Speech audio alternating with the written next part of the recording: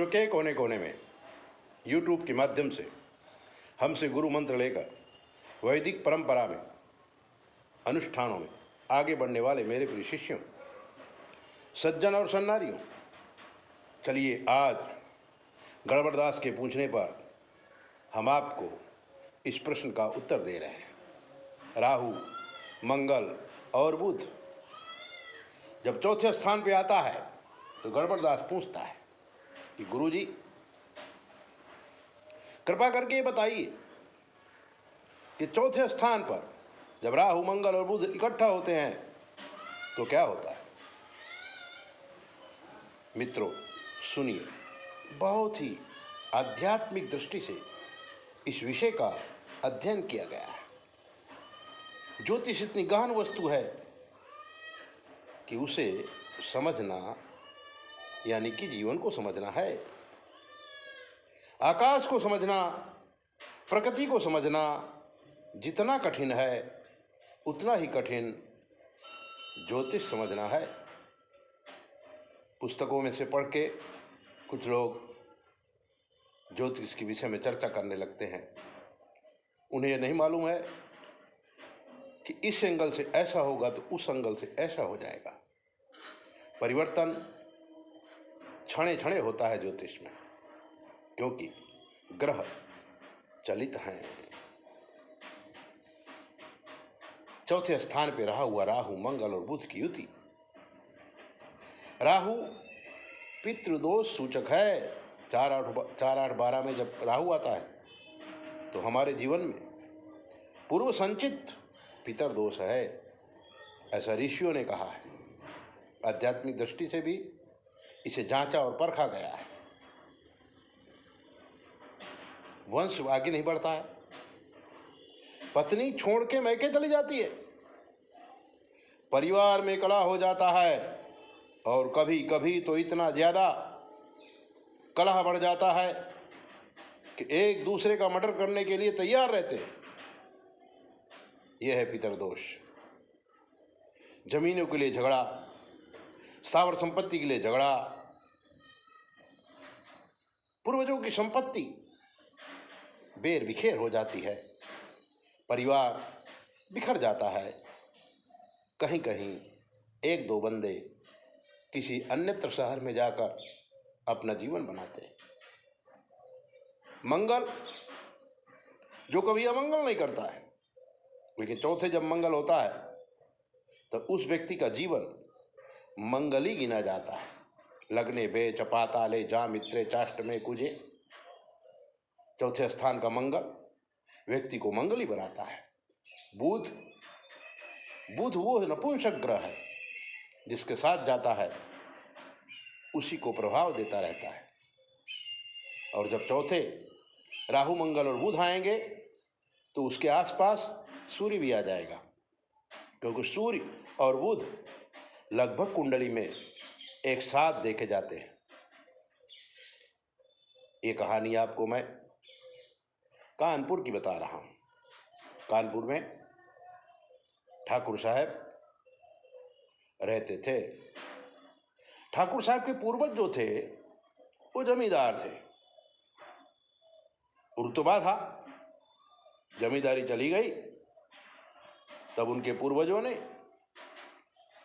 अपनी जमीनों पर ईंटों के भट्ठा लगवाए और ईंटों के भट्ठा में इतना पैसा कमाया कि राजकीय सत्ताएं भी चुनाव के समय उनका सहारा लेना नहीं भूलती थी।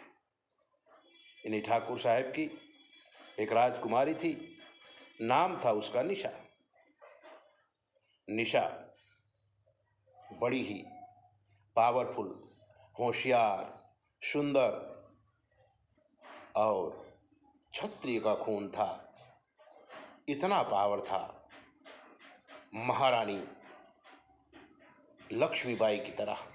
उसके चेहरे का तेज, उसका प्रभाव बहुत ज्यादा था। कोई भी पुरुष जब इस राजकुमारी को देखता भावुक हो उठता और भगवान को प्रार्थना करता कि हे प्रभु, अगर मेरे जीवन में कभी कोई औरत आए तो ऐसी सुंदर और सुशील होनी चाहिए। नाम था राजकुमारी का निशा। निशा पढ़ने में भी अव्वल दर्जे की थी, दिल्ली में आके पढ़ाई किया था। वो कोई बड़ा ऑफिसर बनना चाहती थी, लेकिन कर्म की गति, निशा को राहु मंगल और बुध दोनों चौथे बैठे हुए थे। निशा एक हिमाचल के क्षत्रिय परिवार के लड़के के साथ प्रेम भावना से जुड़ी, और इतनी जुड़ी, अंदर अंदर अंदर अंदर अंदर अंदर प्रेम बहुत बढ़ गया। दोनों साथ जीने का, साथ मरने का संकल्प ले लिया। अब एंट्री होती है ठाकुर साहब की। ठाकुर साहब निशा की शादी इलाहाबाद के एक दबंग ठाकुर के यहाँ फिक्स कर दिया। बाद में निशा को बताया, निशा ने इनकार किया। अपनी माँ से उसने बताया कि मैं इस प्रकार से इस लड़के से प्यार करती हूँ, इससे शादी करूंगी। ठाकुर साहब बहुत गुस्सा हो गए थे। तभी निशा ने यूट्यूब के माध्यम से हमें देख लिया।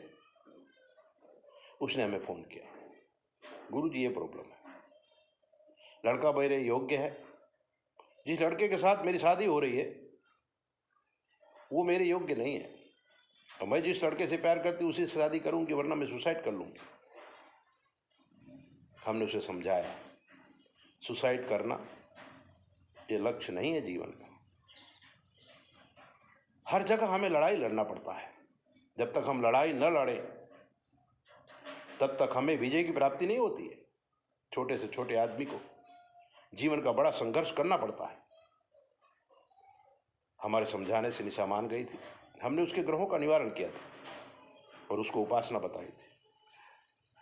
तभी निशा के चाचा निशा के पप्पा को समझाए थे और जिस लड़के से निशा प्यार करती थी उसी से उसकी शादी कर दी थी। मित्रों, ग्रहों का ऐसा है, जब तक हम ग्रहों को अच्छी तरह समझ न लें, उनकी तासीर न समझ लें, उनकी प्रकृति न समझ लें, उनका फल न समझ लें, तब तक कोई डिसीजन नहीं लेना चाहिए। अच्छे ज्योतिषी से कुंडली चेक करा के उस प्रकार से उपासना करना चाहिए और जीवन में सुखी होना चाहिए। तो गड़बड़दास चौथे रहा हुआ राहु मंगल और बुध की युति जीवन में ऐसे परिवर्तन लाती है, इसलिए सावधान हो जाओ और अपने आप को संभालो, जीवन सफल हो जाएगा। ऐसी दी बातें जानने के लिए 9825200108 पर फ़ोन करो, सारी बातें समझो, चैनल सब्सक्राइबर करो, लाइक करो, अपना ध्यान रखो। जय बोले।